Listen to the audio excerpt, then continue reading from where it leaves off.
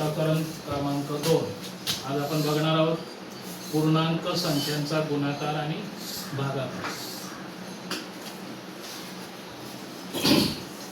त्यापूर्वी एक छोटी गोष्ट सांगतो. एक मयुरी नावाची मुलगी होती. ती सायकल घेऊन दररोज शाळेत यायची. एके दिवशी काय झालं, ती सायकल घेऊन शाळेत आली. रस्त्यात येताना काय झालं, तिची सायकल पंक्चर झाली. आता तुमच्यासारख्या शाळेत येणारी ती मुलगी, तिच्याकडे आईबाबांनी काय पैसे दिलेले नव्हते. मग काय केलं तिने काय केलं, तिच्या 3 मैत्रिणी होत्या. किती मैत्रिणी होत्या? 3. त्या म्हणाल्या काही काळजी करू नको, आम्ही आहोत, आमच्याकडे आहेत पैसे.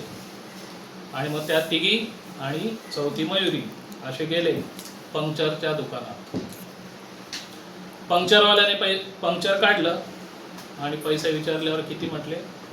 15 रुपये. किती म्हटले? 15 रुपये.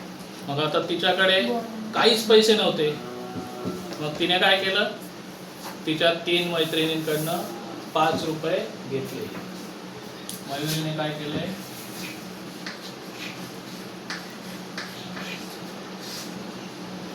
3 मैत्रिणींकडनं 5 रुपये घेतले. एकाकडून 5,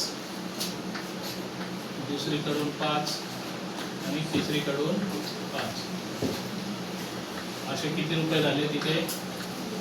15 रुपये.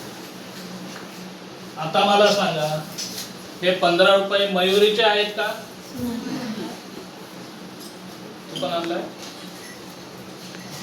मयुरीचे आहेत का हे 15 रुपये? तिने आणले होते का घरून? मग तिच्या मैत्रिणींनी काय केलं होतं, तिला दिले होते.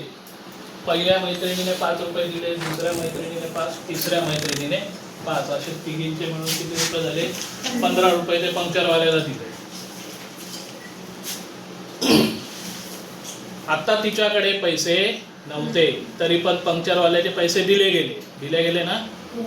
मग आता हे 15 रुपये तिच्याकडे काय झाली? उधारी झाली. कोणाकडे उधारी झाली? मयुरीकडे 15 रुपये उधारी झाली. मग ती उधारी अशी दाखवतो, ऋण 5 अधिक ऋण 5 अधिक ऋण 5.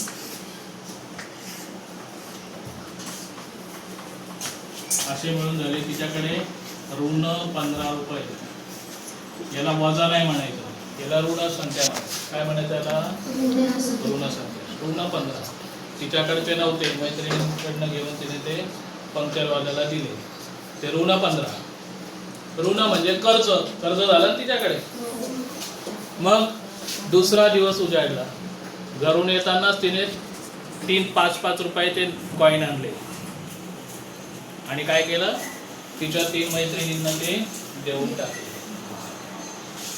मग आता तिच्याकडे कर्ज किती राहिलं? 0. किती रुपये राहिले कर्ज तिच्याकडे? 0.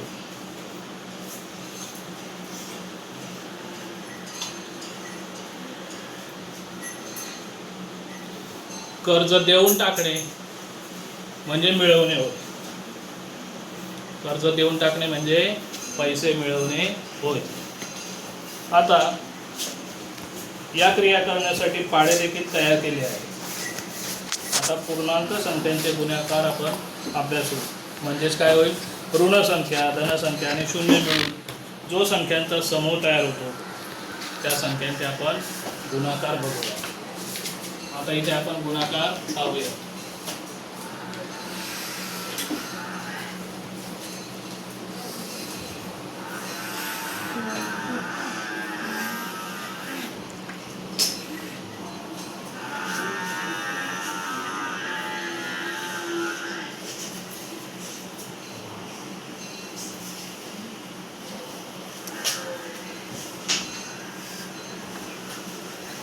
वाचा ही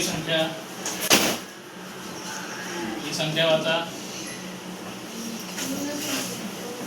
तो पण किती? ऋण 3 कसं वाचन करणार आहे तर ऋण 3. हे चिन्ह कसलं आहे? कसलं चिन्ह आहे? गुणाकार.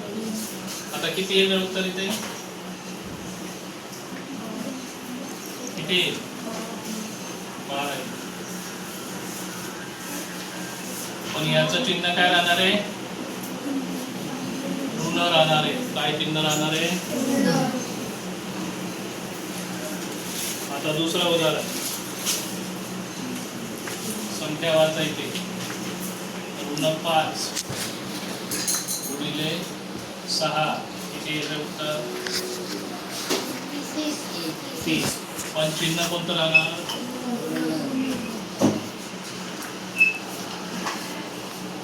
पुढचं ऋण 7 गुणिले 2 किती येईल गुणाकार? चिन्ह कोणतं? पुढे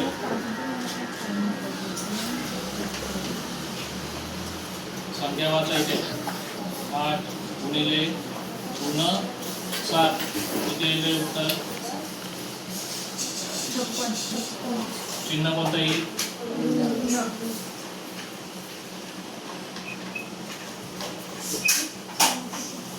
साध्या भाषेत त्याला आपण वजाबाकीचं चिन्ह म्हणतो. 4थी 5वी पर्यंत त्याला वजाबाकी म्हणतो. पण आता 6वी 7वीला गेल्यावर या चिन्हाला ऋण असं म्हणतात. लक्षात आलं? इथे महत्वाची गोष्ट काय लक्षात ठेवायची? 2 संख्यांचा गुणाकार आहे, त्यातली एक संख्या ऋण आहे आणि दुसरी संख्या काय आहे? धन. ऋण आणि धन यांचा गुणाकार ऋण येतो. लक्षात घ्या, इथे ऋण आहे, इथे धन आहे, गुणाकार ऋण आहे. ऋण संख्या आहे, धन संख्या आहे, गुणाकार ऋण संख्या आहे. धन संख्या आहे, ऋण संख्या आहे, गुणाकार ऋण संख्या आहे. पहिला नियम लक्षात ठेवायचा, गुणाकार करताना आता इथे मी अक्षरात लिहितो.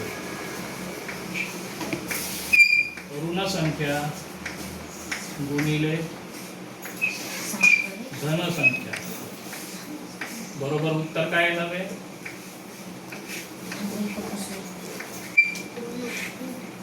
काय येणार? ऋण संख्या. हा पहिला नियम लक्षात ठेवायचा.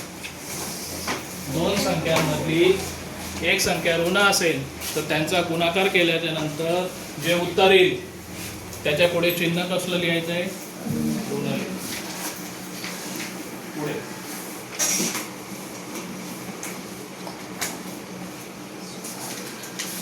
महत्वाची गोष्ट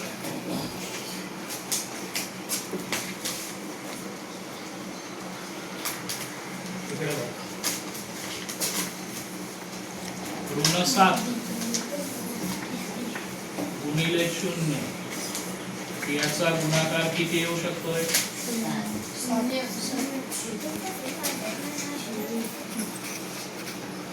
तू सांग. 7. तू सांग. तू सांग. इकडे प्रसाद, बाला, तुम्ही चालू. बरं, 0 कोण कोण म्हटलं?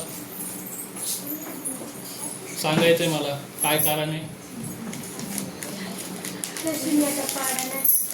बरं, तू सांग. संदीप, तू सांग. प्रसाद, आपण गुणाकार करतोय. प्रसाद, तू सांग.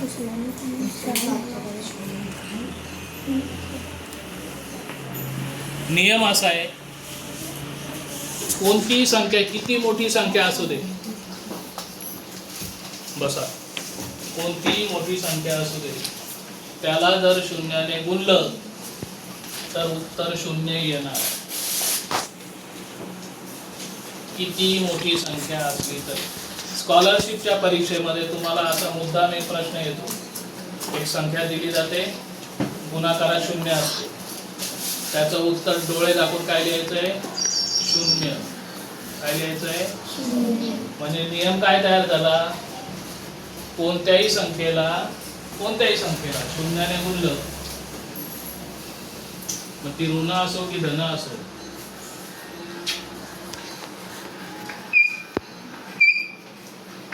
ऋण संख्या गुणिले शून्य बरोबर शून्य. हा दुसरा नियम.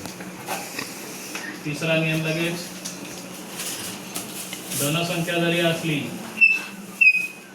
त्याला शून्याने गुणलं तरी उत्तर किती येणार?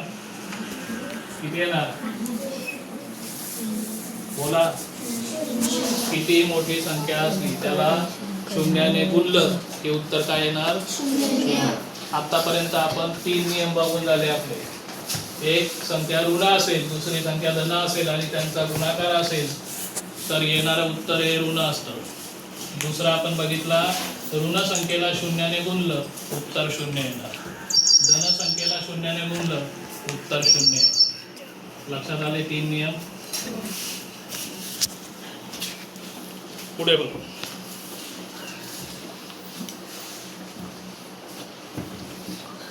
आता महत्वाची गोष्ट बघा. आतापर्यंत इथे आपण बघत होतो एक ऋण संख्या होती, एक धन संख्या होती. आता आपण दोन्ही ऋण संख्या घेऊ आणि त्यांचा गुणाकार करू.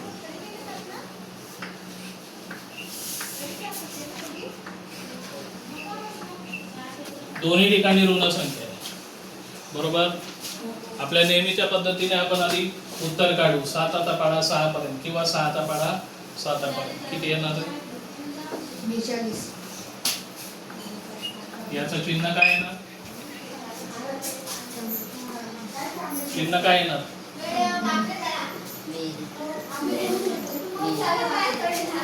काय येणार? चौथा नियम, दोन्ही संख्या ऋण असतील, गुणाकाराचे नियम बघतोय आपण. दोन्ही संख्या ऋण असतील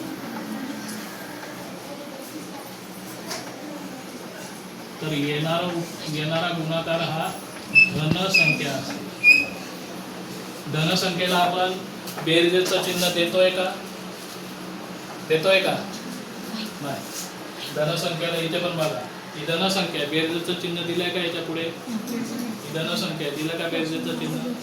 ही धन संख्या दिलं का बेरजेचं चिन्ह? ही धन संख्या दिल्या का याच्या आधी बेरजेचं चिन्ह? ज्या अर्थी ते ऋणाचं चिन्ह नाही त्या अर्थी ही संख्या कोणती आहे? धन. नियम चौथा, दोन्ही संख्या ऋण असतील तर त्यांचा गुणाकार काय येणार? धन येणार. धन समजतं ना, म्हणजे ऋणाचं चिन्ह नाही.